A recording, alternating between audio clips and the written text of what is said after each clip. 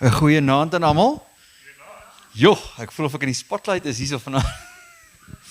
Dankie AWR vir dit. Ons is ek nie nou kyfie. My son het my oë te hou hierso nie. Welkom aan elkeen hierso. Dit is lekker hierso weer op rustplaas vir ons Vrystaatse kampvergadering. Laas jaar het ons weggegaan hierso met die catchphrase, die Chosen Frozen. Omdat ons hier die eerste behoorlike koue front het moes hier getref. Die was elke oggend spierwit geryp geweest. Hierdie jaar begin ons met, ek weet nie, die versuipte rotte. Ek is nie seker wat nie. Maar ons is almal hier ten minste. En ek dank die Here dat almal so ver veilig hier aangekom het wat op pad hiertoe was. Ek dink daar's nog so 1 of 2 families wat nog op pad is hiertoe vanaand of dalk vroeg môreoggend.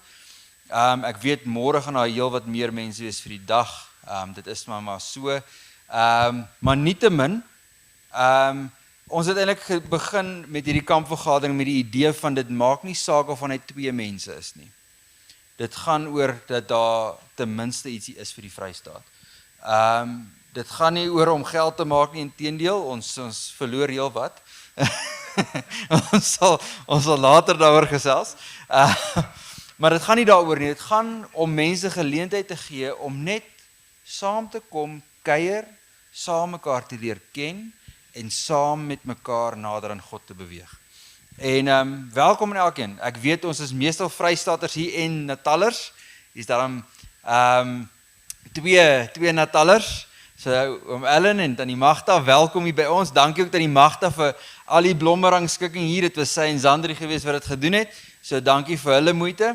Dit lyk pragtig. En ja, ek hoop en vertrou dat julle almal 'n geseënde naweek saam met ons sal geniet. Daar is 'n paar aankondigings voor ek gaan oorgee aan leraar Henry net om ons spreker te verwelkom. Eerste ene, ek weet dit is 'n bietjie donker. Ons het gedink ons gaan ligte betyds op hê vir die veld. Ons het dit nie gekry nie. Kelvin. Maar ek weet hy was hard besig hier. Om eerlik te wees, ons wou die ligte gaan opsit in die reën nie, okay? So loop maar net asseblief versigtig, daar is hier en daar 'n ou gaatjie of 2, maar gelukkig weet ek almal van jong tot oud het deesdae selfoon met 'n liggie. So kyk maar net mooi waar jy loop.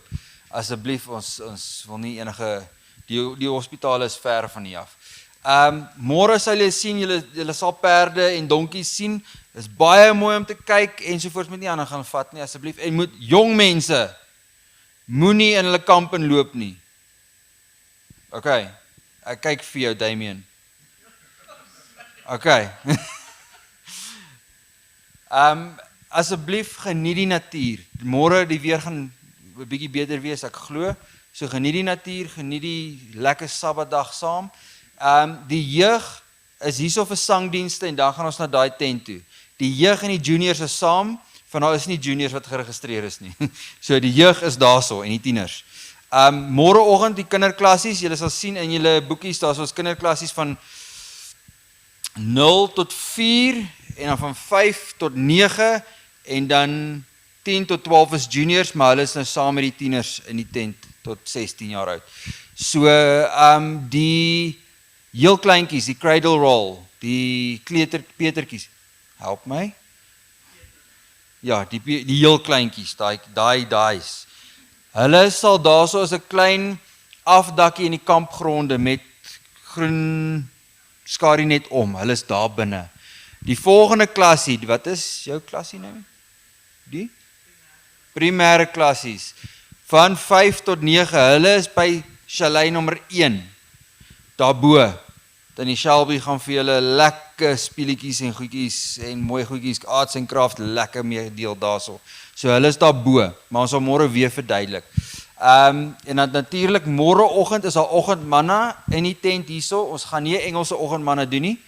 Net 'n Afrikaanse ene hierso in die tent. Deur leraar Henry gaan dit aanbied hierso. So asseblief wees betyds. Dit begin 7:00 as ek dit reg gaan onthou. So wees so 7:15 hierso.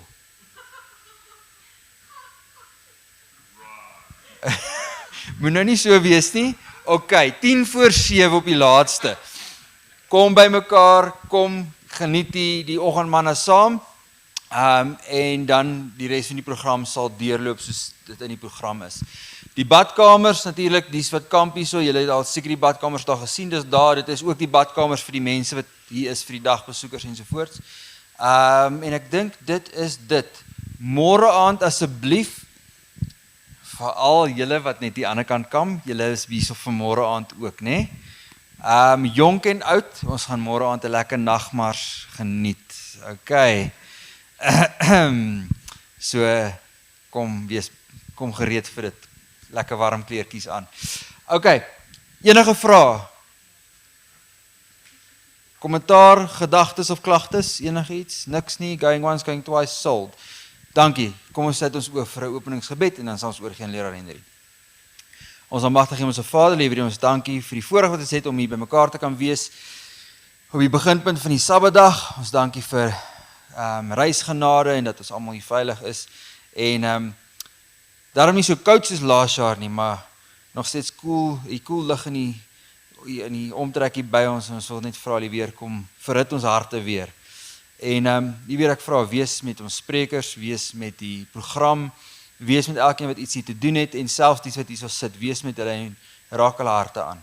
Liewe mag ons 'n geseënde tyd in die teenwoordigheid ervaar hierdie naweek en ja liewe asseblief mag hierdie van sukses na sukses gaan vir u koninkryk, nie vir aardse aardse win nie.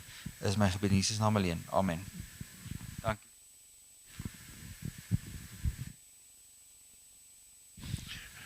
Goeienaand aan elke liewe een. En jy het nie gegrap nie.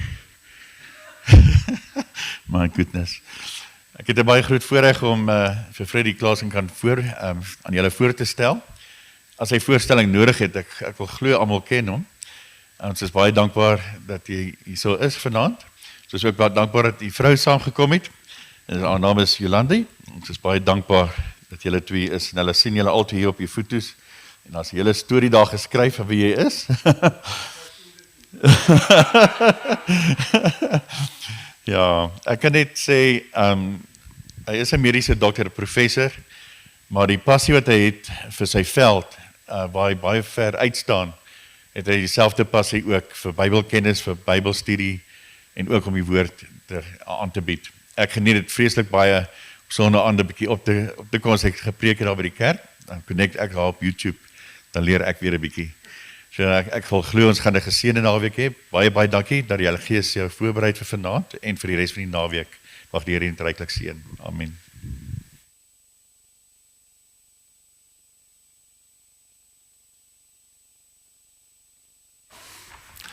Ten minste kan ek niemand raak sien nie. So ek is glad nie op my senuwees nie. Ek moet sê toe ons nou in die reën die karavaan opslaan en dit is so koud. Toe besef ek sien in 'n leraar Henry, een ding wat ek nie sou doen nie. Ek sou nie getrek het in die groot trek nie, want as dit al hierdie ongemaklik is, ek sou by die koningin gebly het en haar voete gesoen het. Het ek was hy. Nou het ek hierdie dingetjie gebruik.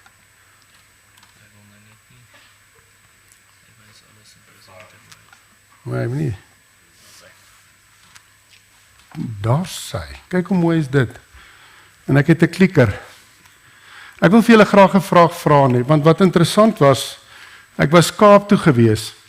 En toe bewerk ek die 4 lesings uit en ek sê vir myself, dis wat dit gaan wees. En iets bly by my pla. Iets bly my kwel. En ek begin te dink, maar hoe gaan ek die volgorde maak? En dit begin my al hoe meer en meer te pla. En iets sê toe vir my, en ek besluit Dinsdag, maar hierdie gaan die volgorde wees. En Dinsdag aand toe ek in my bed lê, toe sê iets vir my, dit is nie die volgorde nie, daai eerste preek is nie eens jou preek nie. En herlewing en of hervorming begin in my kop op te kom. Nou kom ek dit vir julle wil vra is dit, ek wil vir julle vra nie, as die 7de dag Adventiste kerk sluit, môre, gaan iemand ons mis? Hoekom nie, Brian? If we close tomorrow, gaan iemand ons mis. Want ek sê vir julle, toe as ek nou dink in die laaste 3-4 weke, wat mense vir my gesê het, of die laaste 5 weke, mense kom baie keer met allerlei probleme na my toe, en dan luister ek na hulle, en dan sê ek, maar dis nie eintlik jou probleem nie. Dan sal hy vir my sê, maar ek gaan my vrou skei, sê iemand vir my. Ek sê vir een ou, wat uit hoeveel sy vrou is oorlede en hoeveel gebroke verhoudings betrokke was, en hy sê vir my, wat moet ek maak? Ek sê, jy gaan te vinnig na die volgende verhouding toe. Jy probeer die seer wat jy het, probeer jy opmaak. Ons leef in 'n absolute gebroke wêreld. En ek begin met myself te dink, maar as ons hierdie ding wil aanspreek, moet ons by ons kerk begin. Ons moet hier begin. Is ons kerk relevant? Ons kan ons baie vrae vra. Maar waar lê die wortel wat ons kerk nodig het? En daarom het ek gedink toe ek na hierdie eerste lesing kyk, vanaand se lesing kyk ons na die kerk self. Môre kyk ons na gebroke mense. Hoe het Jesus hulle bedien? Môre aand gaan ons kyk na saamgestelde gesinne. Hoe nou? Wat sê die Bybel? En hoe moet ons dit hanteer? Want dis nie goed waarmee ek sit, want weekliks wat mense vir my iets sê. Ek het 'n ander interessante ding ook beleef hierdie week. Seker 15 jaar gelede sê oomie vir my, hy's geskei en hy het toe 2 opsies. Hy kom vra vir my die raad. Die oom, hy sal seker 263, maar hy het 2 opsies van vrouens nou. Hy sê daar's 'n vrou van 40 met 2 kinders en daar's 'n vrou wat so oud soos hy is. Ek sê te vir hom, maar ek konnekteer beter met die van 40. Sy nou sien ek hierdie oom 15 jaar later en hulle is ook geskei. Jy weet, so ons leef in 'n gebroke wêreld. En daarom het ek gedink ons moet by die kerk begin. Maar verstaan ons hierdie goeie reg? Kom ons buig ons hoofde. Dierbare Hemelse Vader, wanneer ons die Bybel oopmaak, is ons so onwaardig, maar ons pleit by die Heilige Gees om in elkeen van ons harte nou in te kom. Ons aan te raak, Here, en ons 'n boodskap gee wat ons moet hoor. En help, Here, waar ons in hierdie tye van negativiteit lewe, dat ons krag sal vind in Christus. Dankie vir die belofte van die Heilige Gees. En ons pleit nou vir die Heilige Gees in elkeen van ons harte, is ons gebed in Jesus naam. Amen. As 'n mens na hierdie kyk, Psalmis het gesê, sal U ons nie weer lewend maak nie. As ek julle so kan vra, is ons 'n lewendige kerk? Ek wil weet, wat sê julle? Is ons 'n lewendige kerk? Of is ons 'n kerk wat lewe? Of is ons 'n kerk wat lewendig is? Die Psalmis vra hierso, en as jy na die ander vertalings kyk, dan sê hy, herlewe. Help ons om weer te herlewe, sodat U volk in U kan bly kan wees nie. In U bly kan wees nie. So is ons 'n lewendige kerk. As ons kyk wat die Gees van Profesie sê, herlewing van ware godsaligheid is onder ons is die grootste en dringendste van al ons behoeftes. Ons kyk na herlewing of hervorming. My vraag is dit, as Sevendag Adventiste Kerk, is ons besig om hierdie twee dalk met mekaar te verwar. Waarop is ons fokus? Waar begin dit? Is dit die een of is dit die ander ene? Wat beteken hierdie herlewing? Dis een van die grootste goede wat nodig is. En ek kan dit vir julle so definieer, herlewing is om daardie behoefte vir Christus te hê. Hervorming is om jou lewe te herorganiseer. Waar lê ons fokuspunte in hierdie herlewing of hervorming? As ons kyk na hierdie wat sy skryf in evangelism, sê hy 'n bietjie verder, dan sê die Heilige Gees op die kerk soos in die toekoms, maar dit is die voorreg van die kerk om dit nou te hê. So het ons die Heilige Gees, soek daarna, bid daarvoor, glo daarvoor, ons moet dit hê en die hemel wag om dit vir ons te skenk nou. So die vraag is, herlewing of hervorming, is ons 'n kerk wat lewe? Skryf hierso, en as ons nou dink aan die tye waarin ons nou lewe, dit gaan nie makliker raak vorentoe nie, dit gaan nie. Sy skryf hierso, of die Bybel skryf, ek weet dat daar na my vertrek wrede wolwe onder julle sal indring, en hulle sal die kudde nie ontsien nie. As ons dink dit gaan dalk nou moeilik in ons geestelikheid in die kerk, of in ons bediening van die kerk, en hoe ons die wêreld moet dien, as ons dink dit gaan nou moeilik, dit gaan nog moeiliker raak. Dit gaan nie makliker raak nie. As ons kyk na die statistieke en kyk na die Adventist Review, dit was skokkend geweest. Dit sê hierso, tussen in daai tyd 1965 tot 2023, 18.5 miljoen mense het die kerk verlaat. Tussen 40 en 50 van elke 100 wat na ons kerk toegevoeg word, of ingevoeg word, of bykom, verlaat die kerk.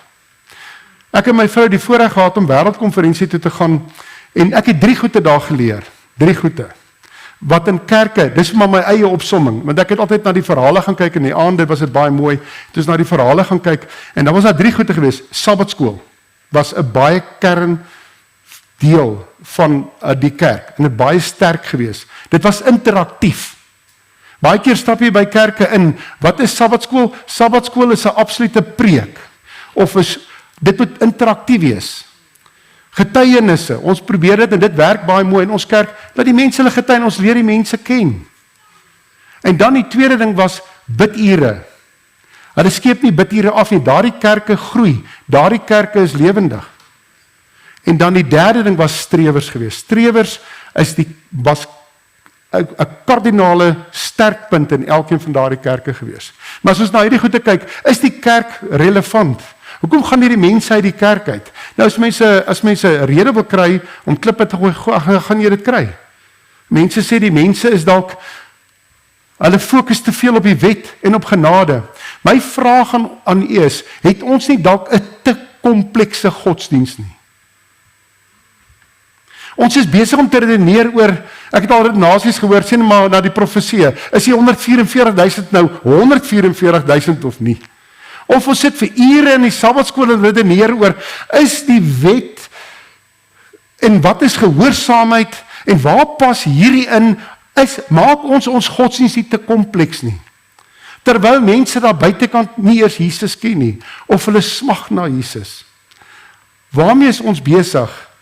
Is ons besig om dit dalk te kompleks te maak? Die boodskap wat God aan die kerke van Efese en Sardes gegee het, is van toepassing op diegene wat in hierdie tyd groot lig het. En dit het ons. Ons het ongelooflike mooi boodskap. Ons het die manier hoe ons die Bybel interpreteer en profesie en eskatologie, dis pragtig. Ons moet uitstaan. Maar sy sê, maar nie deur die deur van die hart vir die klop van Christus oopgemaak het nie. Dis wat ons nie doen nie.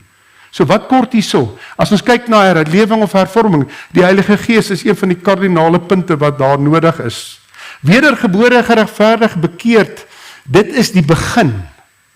Dan sê sy, maar wat van groei in Christus, wat van die lewenslange ervaring, wat ons soms heiligmaking noem, ware wedergebore. Christene praat nie net oor Christus nie, hoor nou mooi, ons praat nie net oor Christus nie, maar leef lewens wat getuig dat hulle 'n werklike volgelinge van die Here Jesus Christus is.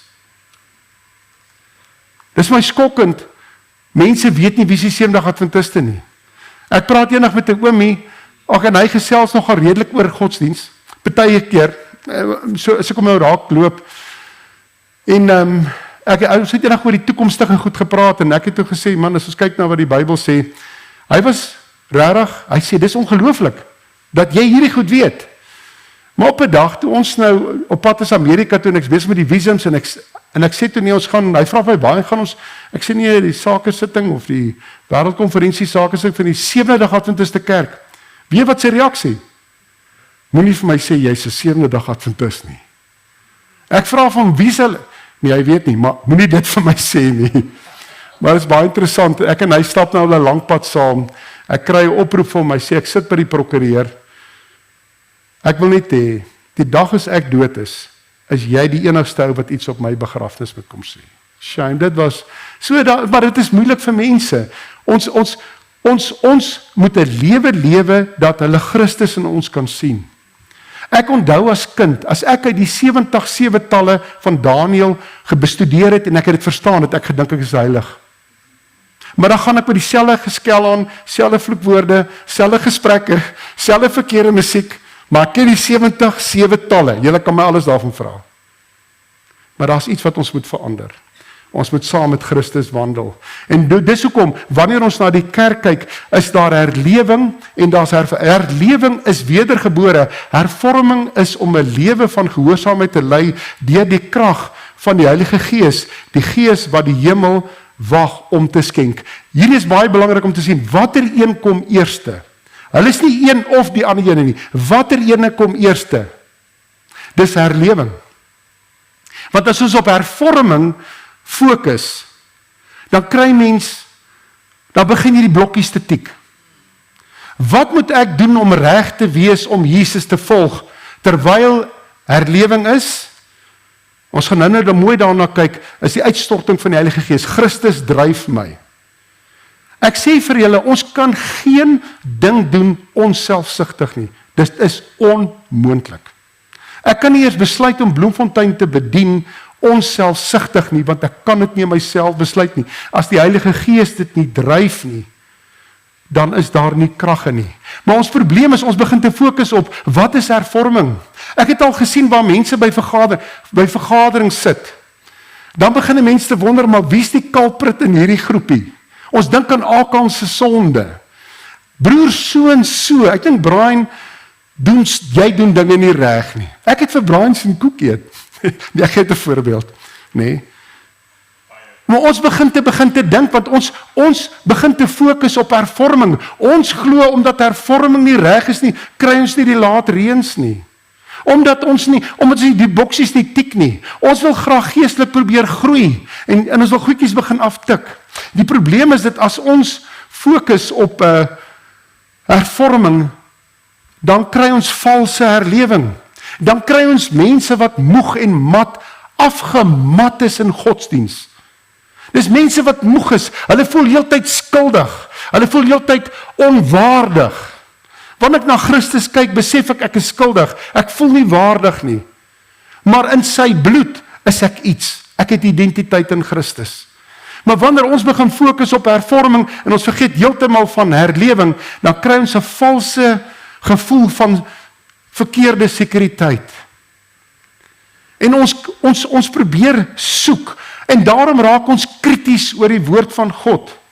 Daarom begin ons te wonder, maar ek hoor, iemand bel my uit Johannesburg uit een keer, en hulle sê vir my, weet julle wat stry die mense daaroor? Ek kan nie glo nie, maak ons die godsdienst so kompleks. Hulle stry en sê, dat ons moet perfek wees, as Jesus nie meer vir ons intree nie. Moet ons sonder Jesus perfek wees? Dis wat hulle sê. Want hoekom? Want ons fokus op hervorming. Hervorming, as ons net gaan fokus op wat om te doen om Jesus te volg, gaan dit lei tot valse herlewing.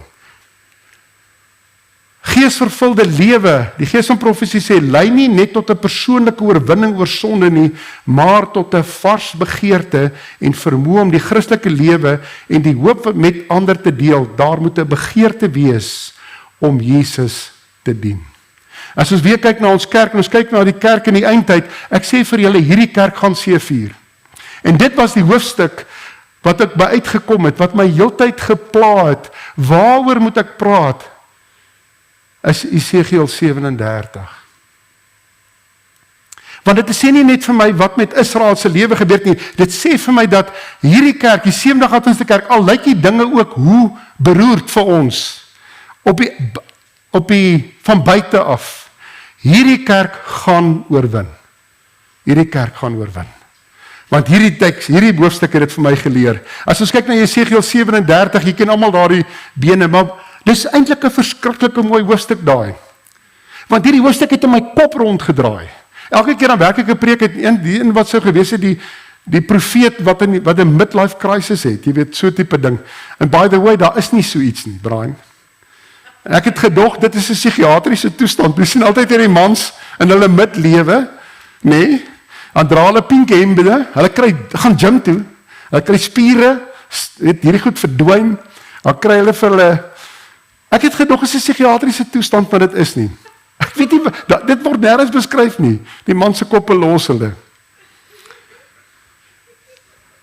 Maar wanneer ons na hierdie kyk, al lyk dit ook hoe beroerd, het hierdie Esegiel 37 in my kop rondgedraai. Al voel dit vir my, niemand sien die Sevendag Adventiste Kerk raak nie, het hierdie in my kop rondgedraai. En waar begin dit? Daar's 3 partye. Dis eintlik vir my 'n parallel van 3 dinge. Dit is wat Esegiel 37 so mooi maak. Dit is letterlike Israel. Hulle sit in ballingskap. Koning Joachim en sy manne, hulle het geen identiteit nie. Want as jy kyk na hierdie beeld wat Esegiel 37 begin hy met hierdie klomp bene wat hier rondgestrooi lê. Wat beteken dit? Hulle is nie in grafte nie. Daar's nie 'n grafsteen nie. Hierdie bene lê net rond. Hulle is totaal identiteitloos. Maar as 'n mens na hierdie hoofstuk kyk, as dit daar sou geëindig het, sou daar nie hoop gewees het nie. Maar as mens kyk na Esegiel 37 vers 12, ons gaan dit is so mooi, dan kom hy en hy sê die grafte sal oopgaan. Skielik het daardie droë bene ook identiteit gekry. Hierdie kerk sal oorwin, soos wat hy vir Israel gewys het. Hy wys vir Israel wat gebeur, en dit gaan oor, nie net letterlike Israel nie, dit gaan oor die kerk vandag. As hierdie kerk, gaan ons kerk kan dien, gaan ons kerk kan vooruitgaan, gaan ons kerk oorleef. As ek hierna kyk, dan weet ek, en dit gaan oor my eie persoonlike lewe. Wat is die tekens dat 'n kerk sterf en stagneer? Het julle al daaraan gedink? Ek onthou leraar Leon de Pre het een keer 'n preek gegee, en dit was skokkend. Hy het gesê 'n kerk het 'n 70 jaar leeftyd. Ek weet nie of julle dit kan onthou nie. Ek wonder partykeer of ons nie te veel preke hoor nie, nê, want wat ek gaan doen met Bloemfontein, ek gaan dit nou vir hulle sê, ek gaan een van die ou preke uithaal, ek gaan kyk of die mense dit onthou. Want ek wil kyk hoeveel mense gaan sê, o, jy het daaroor ek wil kyk. Ek onthou een keer, ons vergeet te gou. Ons vergeet te gou. Ek doen een keer 'n preek oor Habakuk, en 'n maand later doen ek Esegiel 16, en ek sê, vra toe die gemeente, onthou ons kyk bietjie na die profetiese boeke, waar het ek gepreek laaste? Watter profeet het ons bespreek? Niemand kon onthou nie.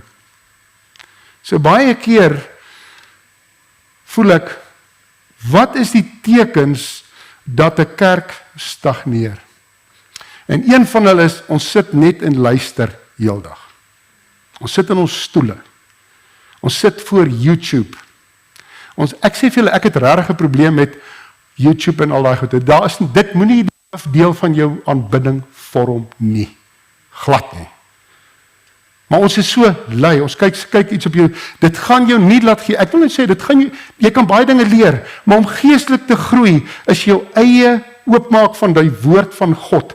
Dis jy die Heilige Gees, die woord van God, is al wat jou gaan laat geestelik groei. As mens dink aan hierdie droë bene, dis 'n doodsheid, daar's geen hoop vir hulle nie. En as ons kyk na hoekom, jy weet, as ons die kerk daar moet insit, die kerkgetalle neem nie toe nie. Die mense in die kerk word al hoe ouer. Daar's al hoe meer rolstoele en krikke. Die kerkbegroting gaan hoofsaaklik om die geete reg te maak. Nee? Terwyl ons 'n baie groot werk het om te doen.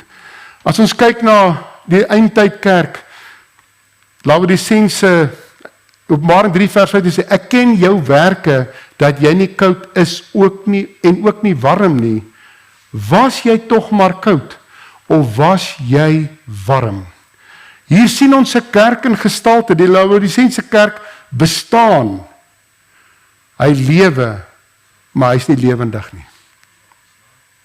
En dit is 'n teken van hierdie dol bene waarin ons is. En ons moet daar 'n verskil kan maak.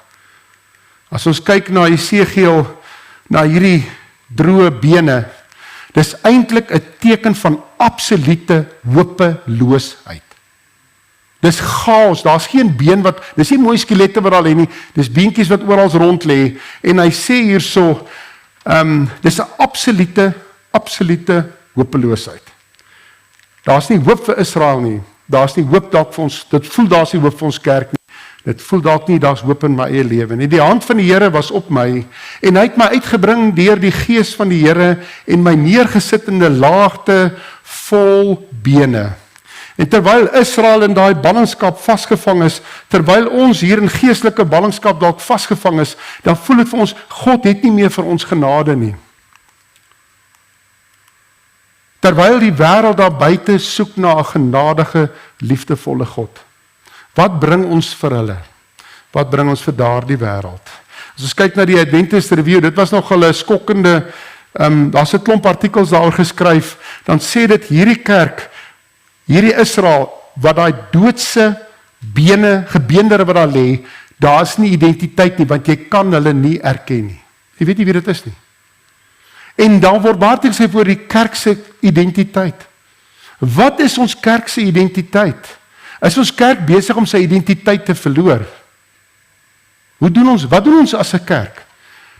Ons het 'n eenvoudige boodskap. Ons hoef nie hierdie boodskap iets spesiaal op te kikker nie. Ons moet 'n eenvoudige Bybelse boodskap aan hierdie wêreld bring.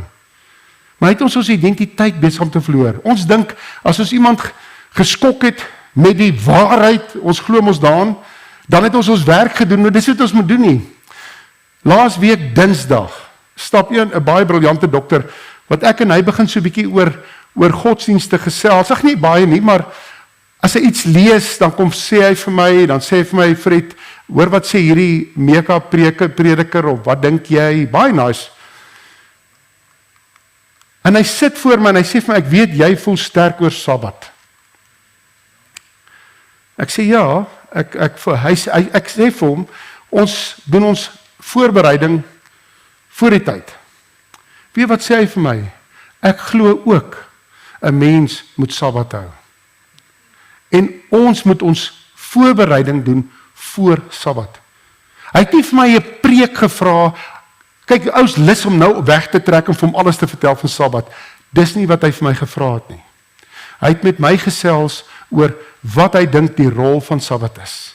Ons wil baie keer mense net heeltyd oorweldig met al ons feite. Ons moet nie dit doen nie. Ons moet nie mense probeer beïndruk met feite nie. Ons wil dit so graag doen. Ek weet nie hoekom nie. Die Heilige Gees is daar om mense te oortuig. Nie ek en jy met ons slim stories nie. God moet ons gebruik om mense te lei. Maar die Heilige Gees oortuig. Maar is ons besig om ons identiteit te verloor? Want daai klomp bene wat daar in daai droë veld lê, is identiteitloos. Niemand weet wie dit is nie. En hy sê in vers 2, en hy het my by hulle laat verbygaan. Kyk wat doen die Here met hom. Na alle kante toe en kyk, daar het 'n groot menigte oor die laagte gelê en kyk, hulle was baie dor. Wat doen die engel met hom? Hy wys hom die hele omvang van daardie moedeloosheid. Hy loop om daardie bome. Ag, om daai vallei. En hy wys vir hom, hier is geen lewe nie, want kyk, 'n been kan lewe, nê? Mens kan bene oorplant. As hy beenmerge het, kan hy oorgeplant word. Hierdie bene is vaal wit dor. Daar is van hulle niks nie. Daar's niks lewe in hulle nie. En wanneer ek na hierdie gedeelte kyk, dan sê ek, is daar 'n dorheid wat ons ervaar in ons eie geestelike lewe? Ek het mense gekry wat so moedeloos is, dat hulle nie meer wil bid nie. Ek het al mense gehoor wat by my sit en sê, maar dit help nie ek bid nie. Daar's mense wat voor my sit, as ek vir hulle slegte nuus gee, dan sê hy, wat moet ons nou doen? Ons moet bid. Ons ervaar 'n dorheid. Daar's mense wat depressief is, wat voor my sit en sê, ek kan nie meer met my lewe aangaan nie. Ons kan 'n geestelike dorheid ervaar, en sê, maar ons is nie meer lus om te bid nie. Maar ons kan dit nie vir mekaar sê nie. Want as ons kerk toe gaan, is alles perfek. Weet julle wanneer vertel hulle 70 Adventist die meeste leuns? Is op Sabbat. Hallo leraar. Gaan dit uitstekend. Arme vrou, moes dit nou ontgeld. Ons ervaar lewens van droogheid, van dorheid in ons geestelike lewe, en ons kan met niemand dit deel nie.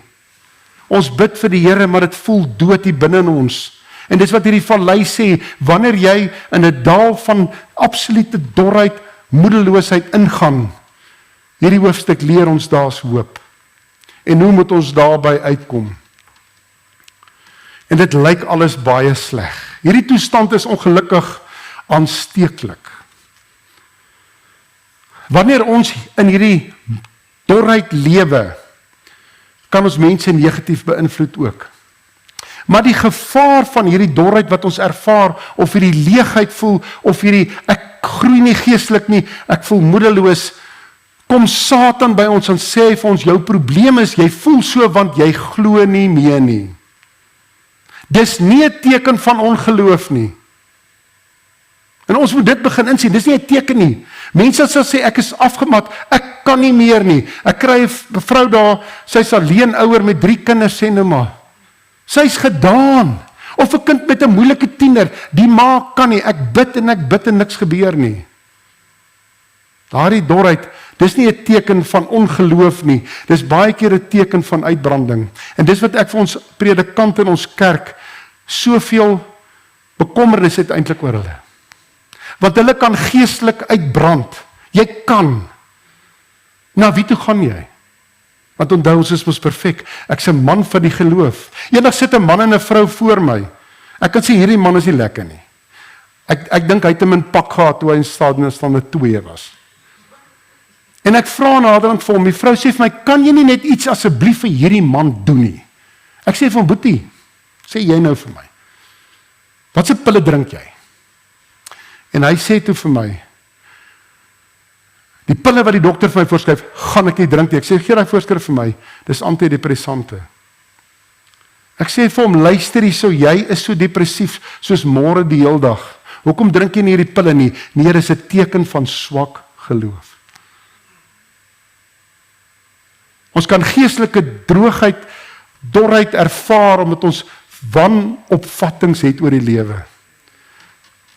Ons kan geestelik moeg wees, uitgebrand wees, en dis wat ek so voel vir ons predikante. Want na wie toe gaan die predikant? As hy geestelik moeg voel, of afgemat voel, na wie toe gaan hy? Nou, ons predikant is 'n bietjie, hy sukkel 'n bietjie. Waarheen gaan ons? Strategies to cope with the phases of spiritual dryness in the Seventh-day Adventist Church. Hierdie eindtydkerk, hierdie kerk met die eindtyd profesie, wat die eskatologie verstaan, wat sy oë op die wederkoms het, waarmee stoei hierdie kerk? Geestelike droogheid. Dis nie 'n sonde nie, dis nie 'n teken van ongeloof nie. Dit is niks daarvan nie. Hierdie kerk sukkel daarmee. Ons almal sukkel daarmee. Ek lees 'n baie mooi om hierdie gedeelte, om net hierdie droogheid te oorwin, hierdie moedeloosheid, een van die groot goede is om te begin dien. Jy sal goed voel as jy na iemand toe gaan en iemand net 'n handdruk gee, wat dit nodig het. Daar's mense wat net 'n drukkie wil hê. Ek kry een van my seuns een van sy seniors of sy baas, 'n vreeslike oulike man. Sy vrou is binne 6 weke dood na kanker. En die dag toe ek en Martin nou daar verby ry, en ons het iets daar afgegee, is 'n pragtige mens.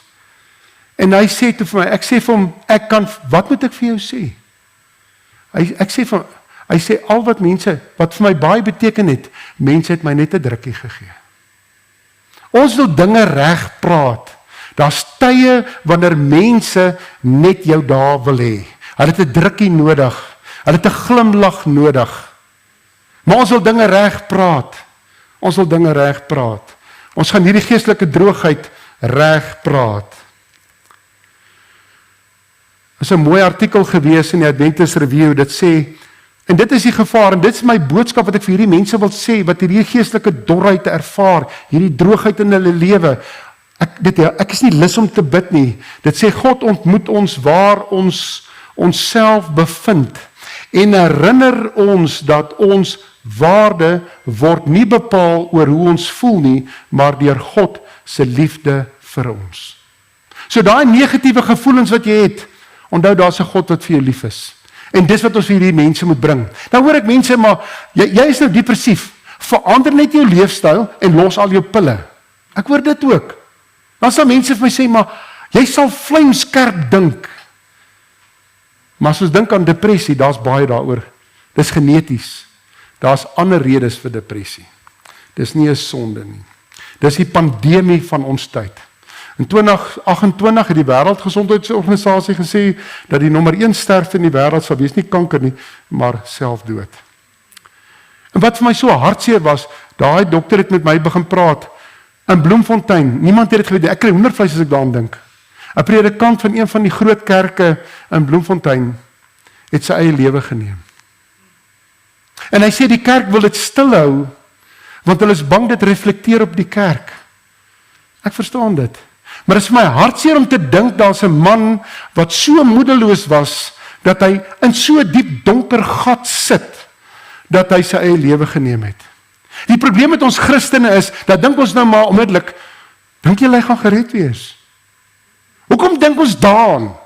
Daar's 'n gesin wat in rou is. As ons wil dien, moet ons by daai gesin uitkom. Want hulle het jou nodig. Ek onthou hierdie man, hierdie baas van Martin, wat so mooi wat hy gesê het. Hy sê dis nou baie besig en is baie mense, maar ernstig gaan daai mense weg. Dan sit hy alleen daar in daai huis van hom. Waar is ons dan? As ons wil dien, moet ons daai persoon gaan besoek. Want dit sal help dat hierdie geestelike droogheid of hierdie dorheid in ons lewens uit verdwyn. Dis nie ons gevoel oor onsself wat bepaal hoe lief Jesus vir ons is nie. Mense voel baie moedeloos. Geestelike doodsheid, daar is aan my gewys dat die grootste rede waarom die mense van God nou in hierdie toestand van geestelike blindheid gevind word, is omdat hulle nie tereggewys is nie. Baie het teregwysing en waarskuwings wat aan hulle gegee is, verag. En wanneer ons hierna kyk is, wat verag ons? Ons moet die Bybel begin lees, want dit is ons teregwysing. Die Bybel. Ons moet begin lees. En dit wys die grootste rede is hierdie Esegiel, en hy kyk na hierdie dooie vallei, en toe vra die Here vir hom, is interessant, hy kyk na hom en hy sê vir hom, toe sê hy vir my, mensekind, kan hierdie bene lewendig word? En ek antwoord, Here, U weet dit. Dis eintlik baie mooi. Hierso kyk hy, God toets eintlik sy geloof. Dit lyk vir ons hopeloos, maar Here, U weet. Ons moet weet wanneer Jesus ingryp, is daar lewe. Ongeag hoe donker, negatief dit lyk. Daar is lewe. As God inspring, sal daar iets wees. As God aan jou kant is, sal ons nie val nie. So ons is baie keer bang oor om goed aan te pak. Maar onthou, God is aan ons kant. Hy is langs ons. Toe ons laat toe dat ons onsself te veel besorg en moeite en verwarring in die Here se werk voel, nietige mense word nie alleen gelaat om die las van verantwoordelikheid te dra nie. Ons moet op God vertrou en in hom glo en vorentoe beweeg. Die probleem is, ons bemoei ons baie keer met werk wat die Heilige Gees self moet doen. Ons put onsself uit, want dinge moet perfek wees, voordat ons die laat reëns kry, moet ons perfek wees. Dis nie so nie. Ons put onsself uit, en saam met Christus kan ons vorentoe gaan. Toe sê hy vir my, mensekind, kan dit lewendig word. God ken elke probleem wat daar is. Wanneer God iets vra, ken hy die antwoord alreeds, en hy ken die probleem. Baie keer wanneer ons in gebed na hom toe gaan, hy's nie verras deur ons gebed nie. Dis nie die eerste keer wat hy daarvan hoor nie. Hy weet daarvan, maar hy wil hê dat ons dit na hom toe moet dra. Daarop sê hy, profeteer oor hierdie bene en sê vir hulle, dorbene, hoor die woord van die Here. Daar's twee goede wat hier moet gebeur om herlewing te bewerkstellig in hierdie dooie, identiteitlose bene. Dis profesie en die woord van God. Kom ons dink 'n bietjie daaroor. Hierdie is 'n profetiese kerk. Ons wil in die wêreld die 3 engele boodskap verkondig. En ons voel sterk daaroor, want dit is een van die belangrikste boodskappe wat ons in die wêreld moet verkondig. Maar hoe pas dit in, hoe bedien ons die wêreld daarmee? Ek het altyd by myself gedink, die eerste ding wat ek doen is, ek vertel vir hierdie mense, maar julle aanbid op die verkeerde dag. Julle is verkeerd. Kom uit Babylon uit, julle is in Babylon. Daar selfs Adventiste wat sê, ons is Babylon. Kom daar uit, hierdie is vir die mense daar buite.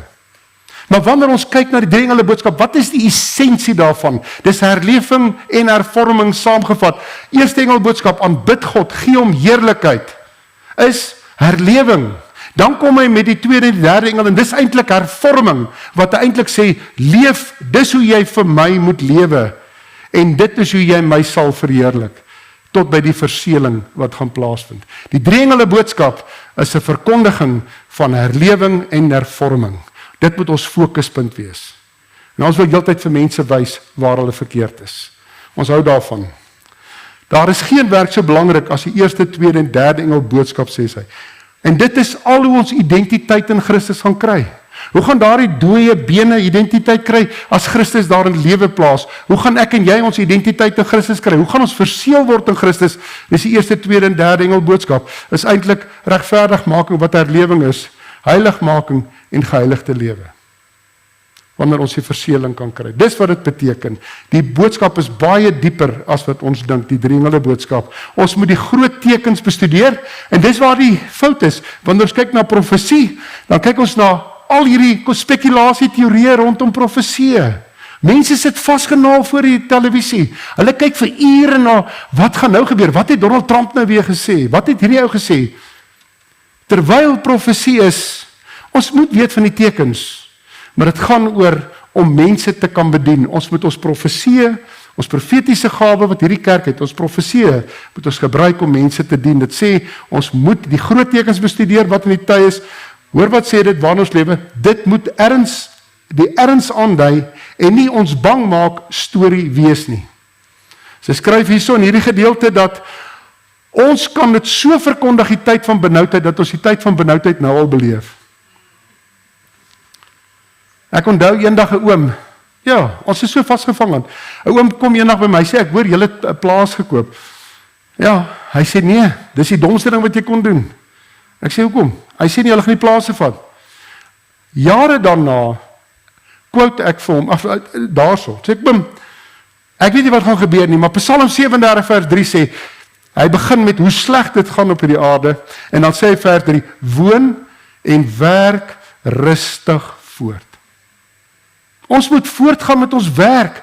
Ons is rentmeesters van wat God nou vir ons gegee het. As ons hierdie dorheid ervaar, is omdat ons nie altyd dalk goeie rentmeesters is nie. Ons moet maar nog steeds beplan. Ons fokus moet wees Christus, nie alles wat hier met ons gaan gebeur nie. Nie alles wat hier met ons gaan gebeur, al die negatiewe goede.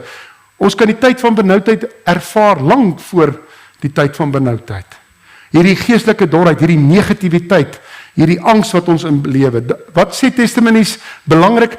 Die een belangrikste profesie, hoofstuk wat gebestudeer moet word, is Daniël 12. En waaroor gaan dit? Dit gaan oor Jesus Christus. Dis een van die hoofstukke wat ons oor en oor moet studeer, want sy sê, hoop begin by Jesus wat opgestaan het in die tyd van benoudheid. En dan sê hy hierso, so spreek die Here, sê Esegiel, ons is terug by Esegiel 37, sê vir die bene, ek bring gees in julle in, sodat julle lewendig kan word.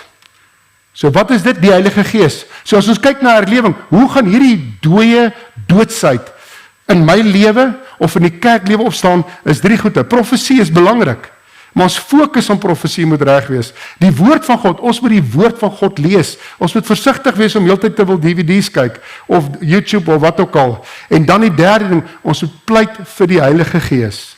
Dis wat ons moet doen. En as jy kyk na Patriarge, Profete, bladsy 421, daar is nie 'n impuls van ons aard nie, nie 'n verstand of 'n neiging van die hart nie, maar moet oomblik vir oomblik onder die beheer van die Heilige Gees wees. So hervorming, herlewing begin by daardie 3 goede, en dan kom hervorming. Dis nie apart nie, dit kom saam. Dan sê hy, en ek sal seënings gee, en dan kom Jesegiel en hy voltooi eintlik die ding, hy begin die identiteitlose skelette wat daar lê, begin hy nou vorm kry, en ek sal seënings op julle lê, en vlees oor julle laat opkom, en 'n vel oor julle trek, en gees in julle gee, sodat julle lewendig kan word, en julle weet, dat ek die Here is. Wat begin die Here hier te doen? Hierdie moet nou begin herleef. Dis eintlik moes dit ongelooflik gewees het nie. Daai skelette lê daar, skielik kom hier 'n spier. Nee. En dan 'n bloedvat. Ek het eendag gesien, ek doen navorsing op biologiese weefsels. Toe wys 'n prof vir my van hartchirurgie. Hulle het 'n rothart gevat. Haal hulle al daai selle af, laat net die kollageen daar so sit.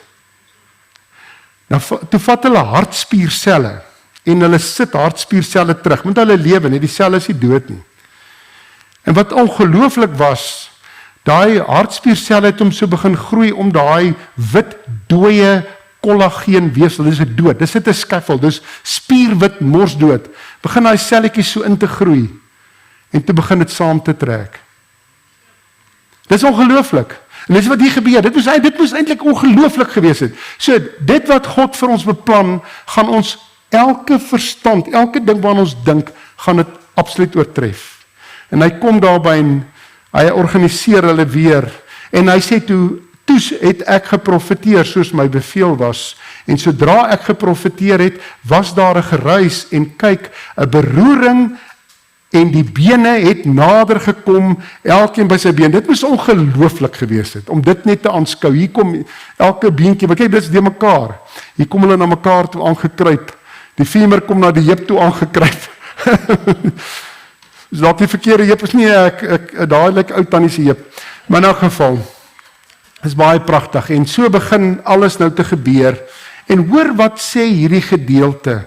As mens dink aan waar die hopeloosheid al vandaan kom, hier staan hierdie wesens voor hom wat al skelet het en spiere en bloedvate en lyk al soos mense, en hy sê vers 9, daarop sê hy vir my, profeteer, die Gees profeteer, mensekind, en sê vir die Gees, so spreek die Here, kom aan uit die 4 windstreke, o Gees, en blaas hierdie dooies, dat hulle lewendig kan word. Dis pragtig. Wat beteken hierdie 4 windstreke? God gee alles. Dis eintlik pragtig. Hy gee alles. Hier kom nie 'n bietjie nie, alles. Alles om lewe te bring aan hierdie wat dood was. God sal die hemel leegmaak vir my en jou. Hy sal alles gee. Dit kom uit elke rigting, met volle mag. Ek dink baie keer mense so bekommerd oor talente en gawes, nê? En ek het sit toe ek hierdie dik stukkie lees en sê, almal van ons het talente en gawes, maar 'n gawe werk ek nie voor nie. God gee dit vir my ten volle. Of is ek verkeerd leraar? 'n Talent kan ek veroefen. Ek het nie talent vir die 100 meter nie. Al oefen ek hoe baie. Ek sal hom nooit vinnig kan doen nie. Maar as die Here wil hê, ek moet hom vinnig doen, sal ek hom vinnig doen. Dan gee hy vir my daai krag van daai gawe ten volle. En dis wat hierdie 4 beteken. Hy gee vir hierdie wat opgestaan het, hierdie skelette, dit wat lewendig lyk, maak hy lewendig met alles wat hy het. Hy gee die uitstorting daarvan. En hy sê, en ek het geprofeteer soos hy my beveel het, toe het die Gees in hulle gekom, en hulle het lewendig geword, en hulle het gaan staan, 'n ontsaglike groot leer. En hier is 'n baie groot les hierin te leer. Wie het hy opgewek van die begin af? Was Israel. Israel was in ballingskap. Israel het niks reg gedoen nie. Het God 'n ander volk gekies in daai omstandighede? Nee.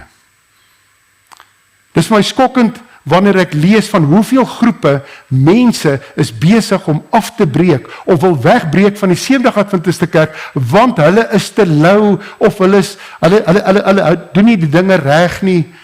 Hierdie kerk sal gereinig word deur 'n sifting en 'n skudding en nie deur nog 'n kerk te stig nie.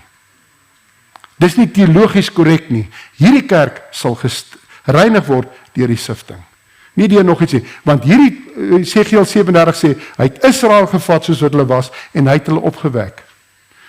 Hy sal hierdie kerk wat dalk nou dood voel of 'n dorheid het of 'n doodsheid het, sal hy weer opwek. Want dis wat dit sê. En wanneer ek in my geestelike lewe dood en dor en afgemat voel en ek voel ek het nie geloof nie, hy sal my ophef. Want dit gaan nie oor my gevoel nie, dit gaan oor wat Christus vir my gedoen het.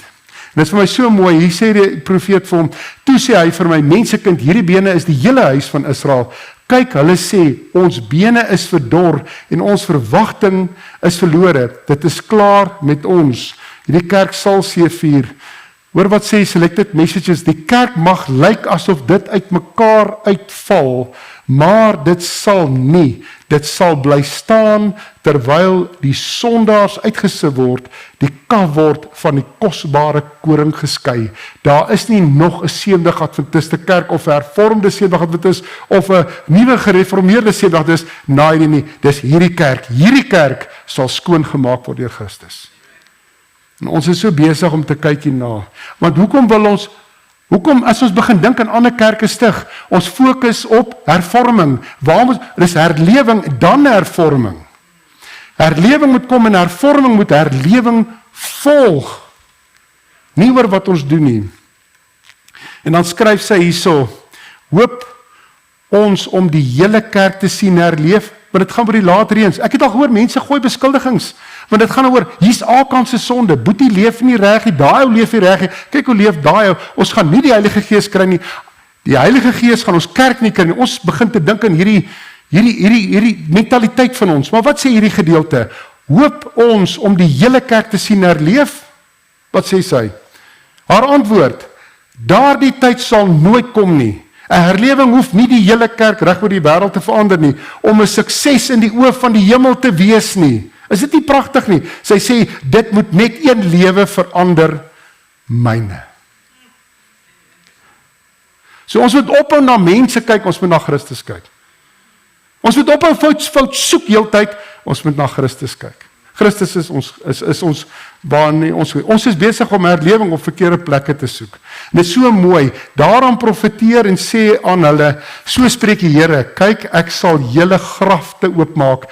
Wat het hier gebeur nadat Christus ingetree het? Daai lewelose skelette het nou 'n identiteit in Christus. Hulle het name. Hulle begin met 'n vallei van droë bene, wat identiteitloos is. Nou sê hy, en hy wys hierna, wat gaan hier gebeur? Wanneer sal daardie grafte oopgaan? Vir my en jou in hierdie 70 kerk, die dag wanneer Jesus kom. As ons in Christus gesterf het, is ons nie, dis nie verby met ons nie. Dis nie verby met ons, want hy gaan ons kom opwek. En hy sê, ek sê dat hy laat opkom, en dan kom hy, dan sê hy, en julle sal uit julle grafte laat opkom, o my volk, en ek sal julle bring in die hele land van Israel. Daar is identiteit in dit. En as ons kyk na die dringende boodskap, ons moenie net die dringende boodskap predik nie, ons moet dit leef. Want dan het dit krag. Sy skryf hierso, Jesegiel 37 vers 14, en ek sal my gees in julle gee, dat julle lewendig kan word. So wanneer ons vir ons voel, maar ons is dood, Christus gee daardie belofte, ek sal my Heilige Gees vir julle gee, en julle sal lewend word. Is daar hoop vir hierdie kerk? Ja, daar is hoop vir hierdie kerk. Hierdie kerk sal seëvier, dit sal wen. Ons lewens moet mense se lewens verander. En ons kan dit net doen as ons herlewing het en hervorming het wat volg. Maar ons wil vir mense heeltyd probeer hervorm. Jy moet dit verander. Ons wil vir hulle reëls gee. Ons moet vir hulle Christus bring. Ons moet vir hulle Jesus Christus bring. Leraar Brian Sturdy, ek onthou as kind was hy ons jeugprediker en ek het dit al baie plekke gesê. Hy het gesê as ons iemand werklik wil bekeer, moet ons vir hulle die eerste 4 evangelies van die Bybel bring. As jy kyk hoeveel mense is gered net deur Jesus se lewe te bestudeer. Ons moet vir die wêreld Jesus bring, dan kan die res volg. Die Heilige Gees sal die mense skoonmaak. Ons is baie keer so foutvinderig met mense. Dan kom mense daar, jy sal 'n ou tannie sien daar by die kerk kan kom met geweldig jewelry, sê nou maar. Die Heilige Gees moet dit uittrek. Maar ons wil mense heeltyd aanspreek en sê, doen dit, die Heilige Gees moet. Sien maar daar met pink hare in die kerk en kom, hoe lyk dit? Ek onthou vir Royas, leraar Royas, hy vertel ons, as jy daar in die kerk staan en die pink hare sit hier voor op die voorste stoel, dan weet jy, hy's in die kerk, die Here kan iets met hom doen. Ons kyk mense aan, ek onthou een keer sit ek ook by 'n kerk en daar kom iemand met verskriklik baie tattoos in. Ek kyk hierdie, weet, wat's fout met my? Daai persoon is daar, ek weet nie wat ek ken myself, ek oordeel klaar. Ons oordeel op wat ons sien. Maar omdat ons op hervorming fokus en wat ons moet reg doen, terwyl ons moet begin elke dag by herlewing, wat Christus vir ons doen. Christus het vir ons alles opgeoffer.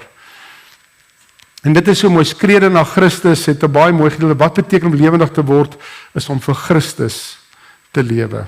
En ek sal my gees in julle gee, dat julle lewendig kan word. Dan sê sy hierso, die woord is betroubaar. As ons kyk na hierdie belofte, daar is 'n absolute belofte ingesluit vir hierdie kerk van ons.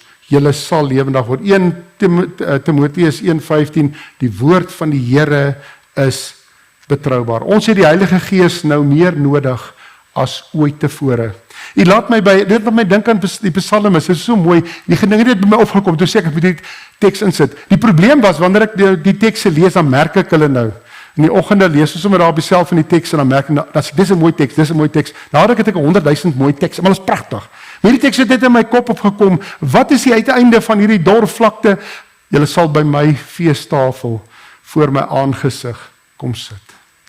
En wanneer ons werklik herlewing in ons lewe ervaar en hervorming, wil ek graag met hierdie storie afsluit. Ek weet nie of julle dit ken nie, Sergej Petrovic van Moldawe. Petrovic, is dit nie korrek? Ja, jy sal ons nou weet, Bran, jy kom ook ons van daai wêreld af. Nee. So, ken julle die verhaal? Dis pragtig. En dit sê vir my, wanneer iemand werklik daai proses gevolg het van herlewing en hervorming, sal jou hoofdoel wees om Christus te verheerlik. En hy is 'n predikant in Moldawe en die KGB kom vang vir hom. En hulle smyt hom daar in 'n tronk. Nee, is dit daar in Siberië, ek kan nie by die plek se naam onthou nie. Dit is 1970 gewees. En terwyl op die trein lê, jy sien baie keer, wanneer ons in hierdie wêreld is wat gebroke is, ons moet hierdie gebroke wêreld dien. Ons moet ons gebrokenheid vat, en dit moet ook ons mikpunt wees. En hy sit op die trein met boeie, en 'n jong KGB-soldaat sit oorkant hom. En die KGB-soldaat sê vir hom, luister hierso, baie gaan jy nie, hy's 'n predikant, en so aan. Hy vra vir die KGB-ou, sê vir my, wat doen die KGB vir jou? Die ou kyk hom so, hy sê vir hom, nee, nie eintlik veel nie. Hy sê, laat ek jou vertel van Jesus. Daai ou is net daar bekeer, hy het daar gebid voor daai ou van die trein. Daai soldaat het voor hom gekniel, gesê, kom bid vir my. Maar hy beland in die tronk, dis eintlik 'n pragtige verhaal. Nou sê hulle vir hom, luister hierso, jy moet hierdie storie van jou ophou, hierdie God van jou, hou op hiermee, los dit. Ons gaan nie vir jou kos gee nie, want as die Here getrou is aan jou, do you know the story now? As die Here vir jou getrou is, sal hy mos vir jou kos gee. En dan kom daai groot boos bees en sluit hom maar toe. Dan kyk hulle nou deur die tralies en dan sê hulle nee. En hy bid toe en hy sê, Here, versorg my. En hy sê vir die man, dis so mooi wat hy sê. Hy sê vir hom, as die Here vir my kos gee, is dit wonderlik. As hy nie gee en gaan dood van die honger, is ek nog steeds tevrede daarmee. Ek doen net die wil van my God. En ek weet ek het 'n liefdevolle God.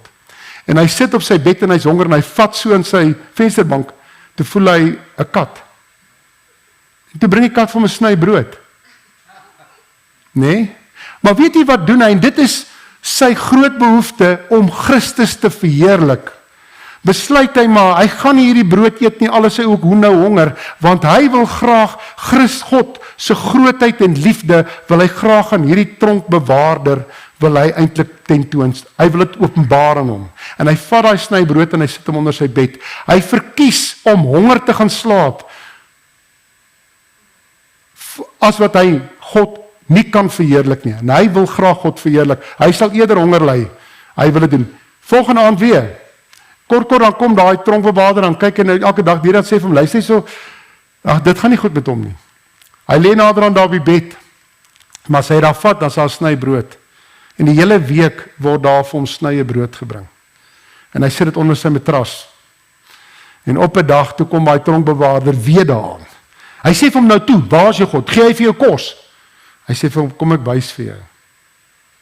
En toe hy daai oplig, daai tronkbewaarder het net daar sy hart vir die Here gegee.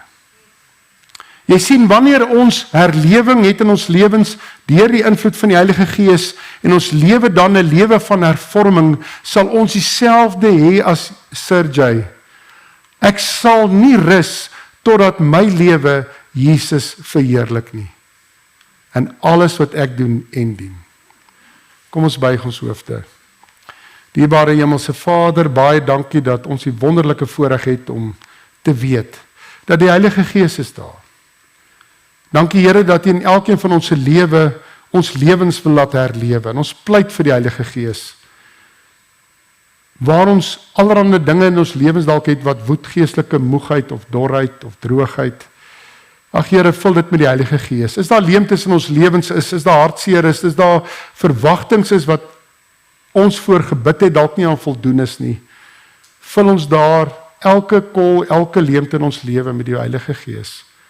En help Here dat ons lewens Jesus sal eer en verheerlik. En dankie vir die wonderlike belofte wat ons het, dat in ons kerk en ons eie lewe sal daar herlewing kom.